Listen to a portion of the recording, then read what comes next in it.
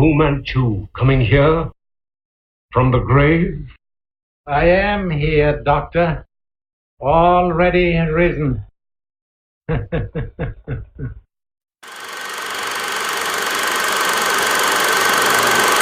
Welcome to today's show. My name is John. As always, you can subscribe to the show on Apple Podcasts, formerly known as iTunes, or follow the links to social media in the podcast show notes. You can also go to classicmovierev.com to read notes, bios, and other random movie thoughts. Today's movie is Daughter of the Dragon, 1931.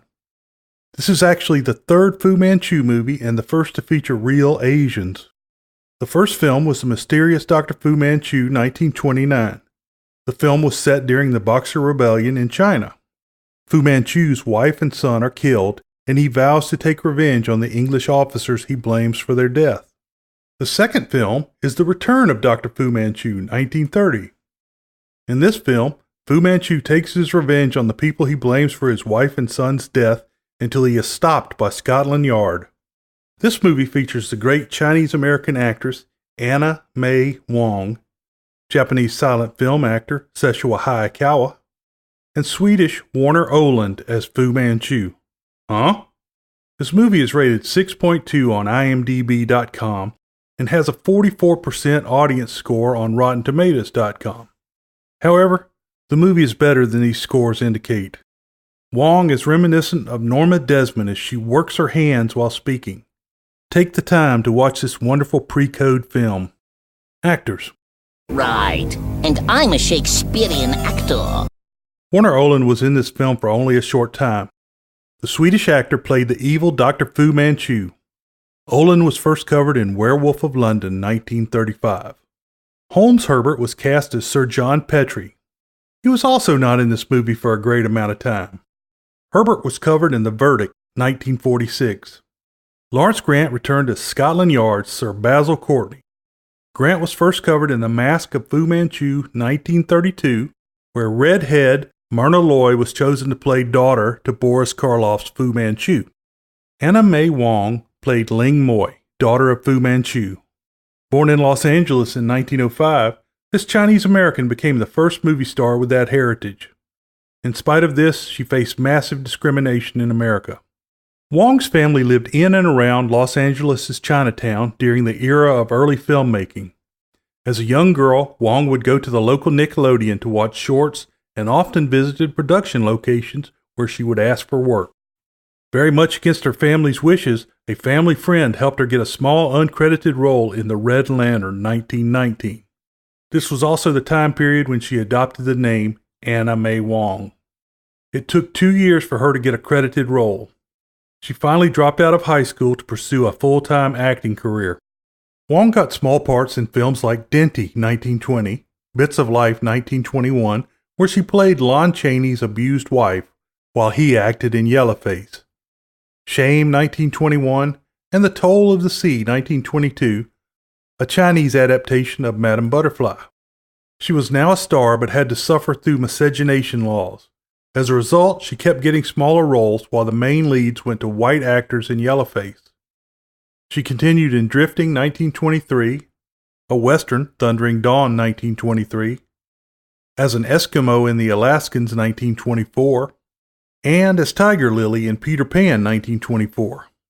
She was cast as a murderous Mongolian slave in The Thief of Baghdad, 1924, and became widely known. Wong continued to have a hard time getting good roles that mostly went to whites wearing makeup. She got a lot of roles as dragon ladies, but nothing solid. Films during this period included His Supreme Moment, 1925, with Ronald Colman, The Silk Bouquet, 1926, Mr. Wu, 1927, with Lon Chaney. She was with Warner Oland in Old San Francisco, 1927, and The Crimson City, 1928, with Myrna Loy playing an Asian. In 1928, Wong traveled to Europe where she performed in plays and made movies in the United Kingdom and Germany. It was not long before she was moving among the top acting talent in Europe and a cast of royalty. She was in Piccadilly, 1929, and Road to Dishonor, 1930, which she recorded in 3 different languages. Paramount convinced Wong to return to the U.S. with a promise of movie leads. After a successful run on Broadway, Wong filmed Daughter of the Dragon, 1931.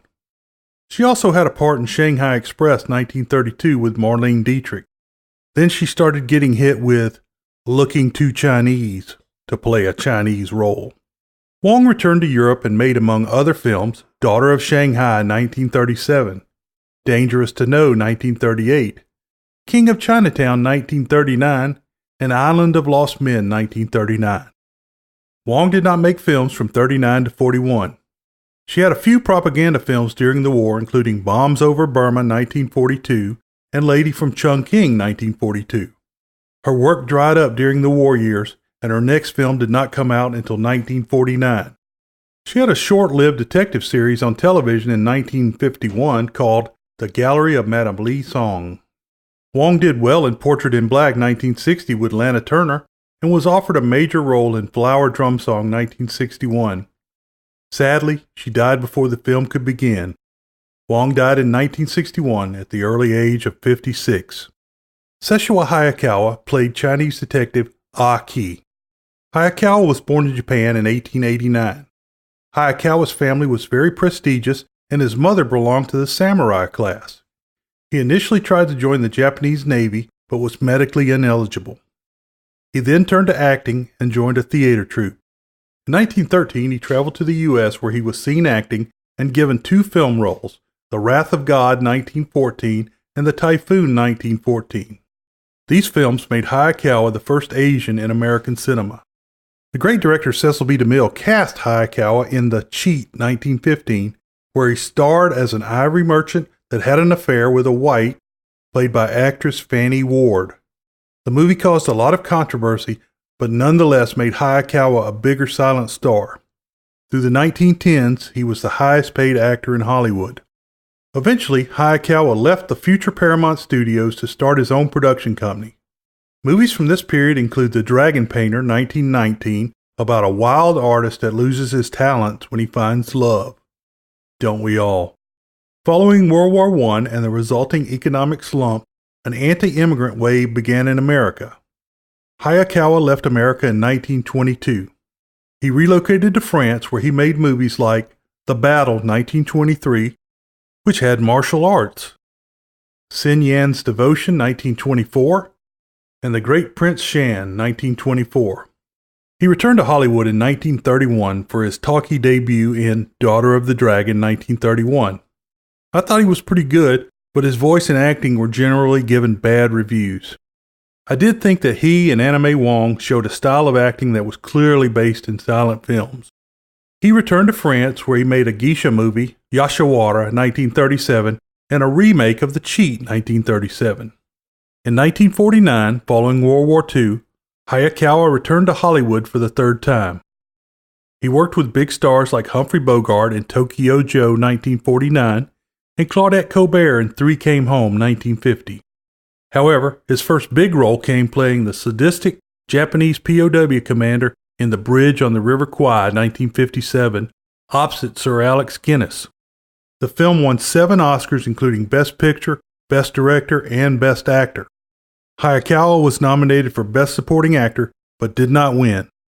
By 1960, he was playing one-dimensional characters like the pirate in Swiss Family Robinson, 1960.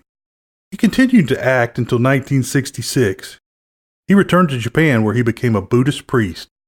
He died in 1973 at the age of 84. Bramwell Fletcher played Ronald Petrie.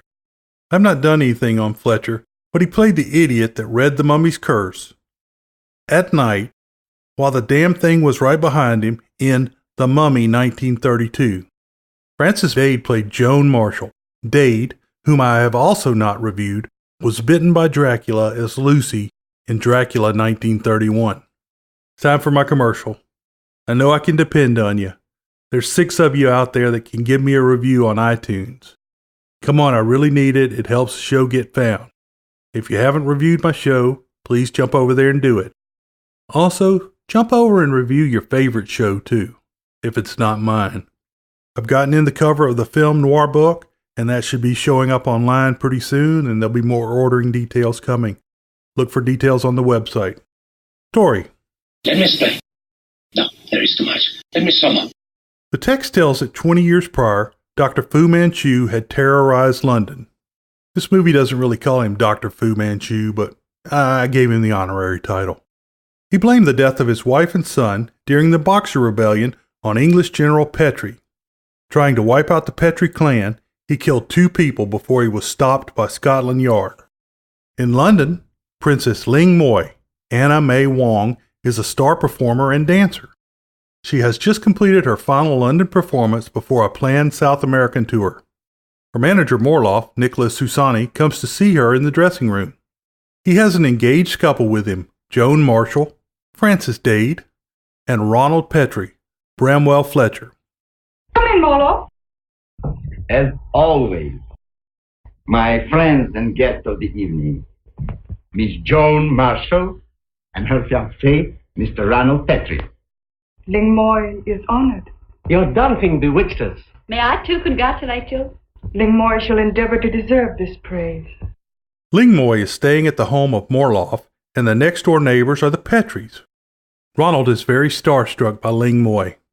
She, however, is only interested in finding out if her father is coming to Morloff's house, although she doesn't know him or his true identity. At Scotland Yard, Sir Basil Courtney, Lawrence Grant, receives news from Aki, Sessue Hayakawa, a Chinese detective, that Fu Manchu is in London. Now, understand, Archie. As a special worker for Scotland Yard, you're first rate. In fact, I'm sorry that you can't join us officially. But this time you're barking up the wrong tree. These records prove that Fu Manchu died 20 years ago. His body was not found. He never appeared again. He's here in London. I saw him tonight. Courtney does not believe Aki, choosing to believe that Fu Manchu is dead, but he decides to warn the Petries anyway. When he phones, he finds that the house's wires have been cut. The 2 men leave for the Petrie house with a group of bobbies. Morloff and the Petries are hanging out, and Ronald is telling his father, Sir John Petrie, Holmes Herbert, how hot Ling Moy is. Wish I could find a word to describe her.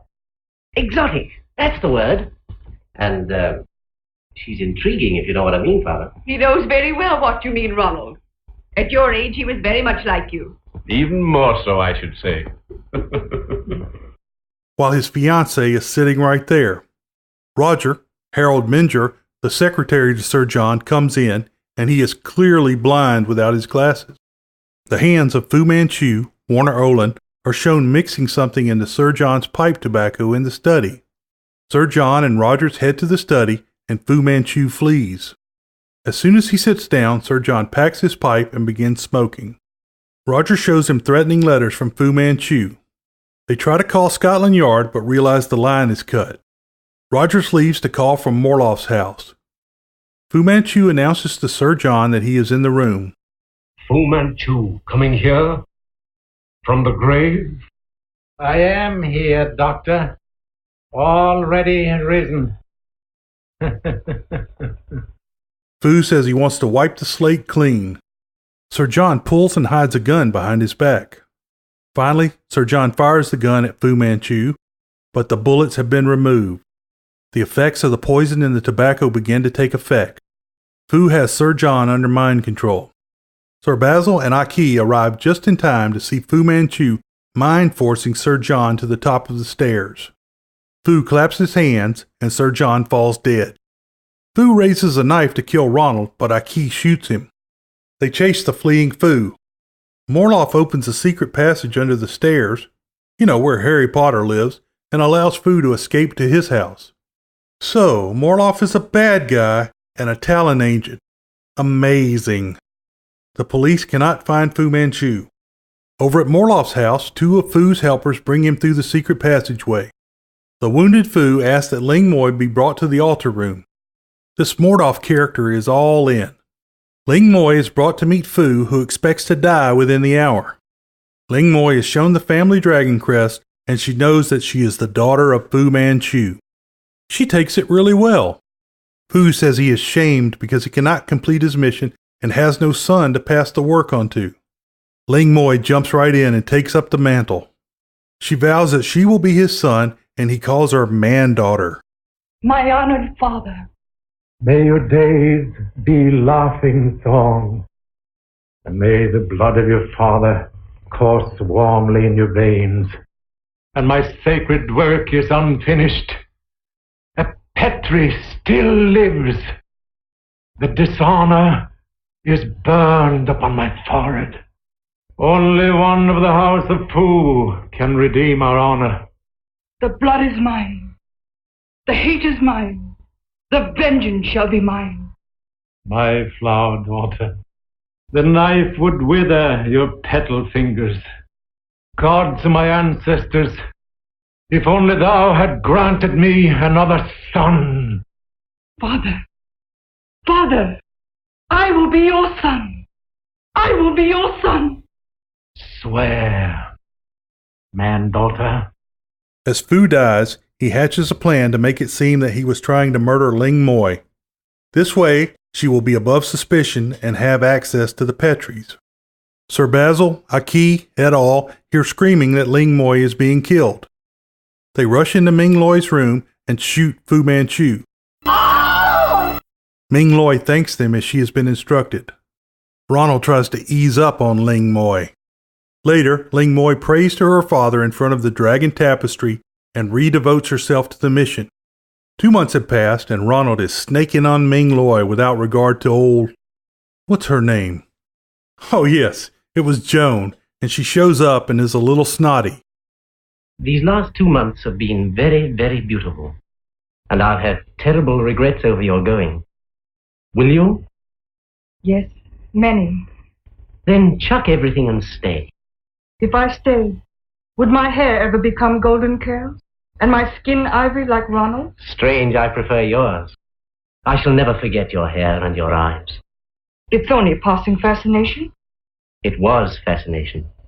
The leopard and the deer stroll too amiably together. By talking much, she learns much. The Chinese heart is very constant, Ronald. It might be sadly wounded in one of your Western affairs. One of Fu's servants, Lu Chung, is encouraging Ling Moy to get on with the killing. She says the plan will go forward that very night. Aki shows up at the door and is brought in. He is surprised to see Lu Chung there, but Lu Chung pretends to be selling lottery tickets. Aki asks how they know each other. Aki pledges love and affection to Ling Moy. Aki is walking through Chinatown and comes to Kim Lee Greengrocer. He has passed a message in a book of matches. It warns him to watch the Petrie house that night. Late that night, Lu Chung brings Ling Moy through the secret passage to the Petrie home. She is wearing white silk PJs, which are not the preferred knife-murdering wear. She quietly enters the room of Ronald, strokes his hair, and raises the knife. Aki comes in downstairs, and Lu Chung knocks him out from behind. As Ling Moy comes down the stairs and sees Aki, Lu Chung knocks a vase over. Roberts comes out without his glasses and cannot see the escaping assassins. They call for Ronald, and he comes downstairs unharmed. Roberts calls Scotland Yard. Hello. Hello, give me Scotland Yard. Oh, no, Scotland Yard! What's that? Well, I have every reason for shouting. The circumstances are distinctly of a shoutable nature. And Aki calls for more men. Ronald's only thought is for the safety of Ling Moy. Ronald and Aki head over to check her out. Morloff and Lu Chung think she has killed Ronald until he arrives at the front door. They are told that the princess is sleeping. Aki adds a few guards to the Morloff house as well. Morloff and Lu Chung jump down Ling Moy's throat about not doing the killing. They insult her for being a girl. Lu Chung has some incense that Fu gave him to strengthen Ling Moy's female side. I will burn this incense of repentance at her prayers. The master provided it for the weak half of her, which is woman. She pledges her love for Ronald and almost kills herself before Lu Chung stops her. He opens the dragon tapestry and sets off the incense. She hears her father's voice telling her to kill.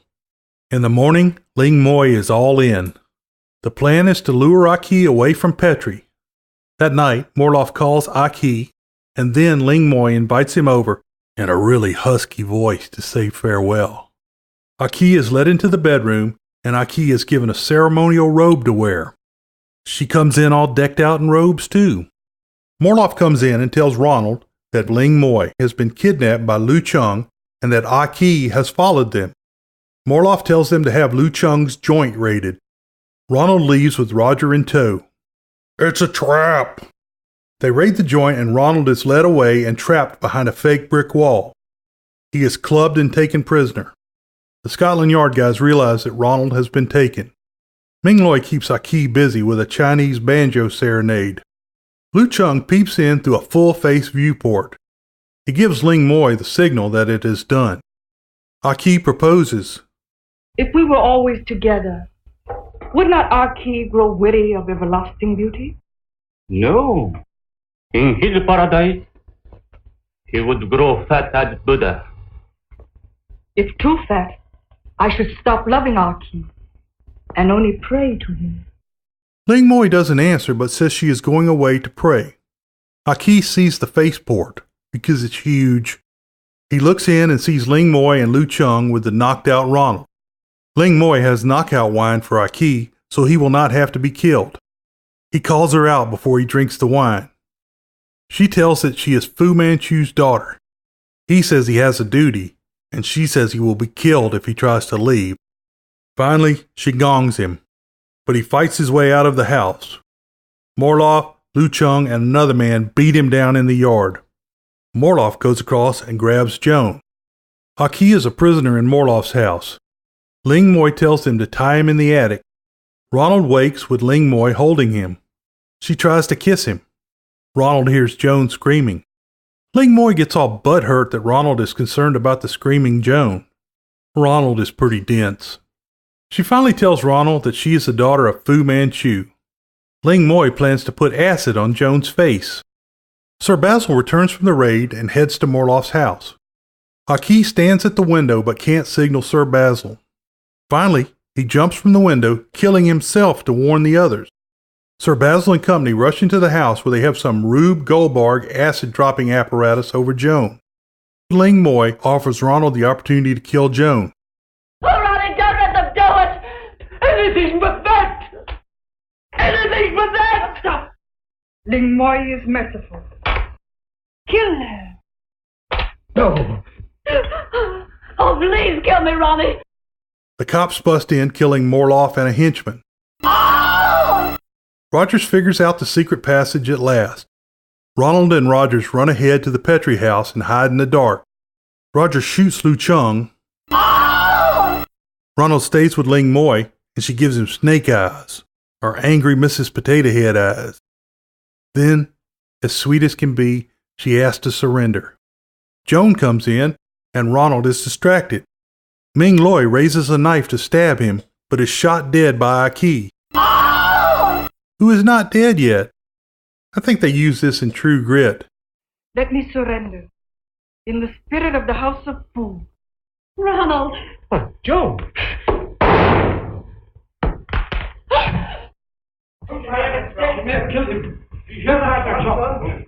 What happened? Steady. Steady, Aki. Flower, Ling Moy.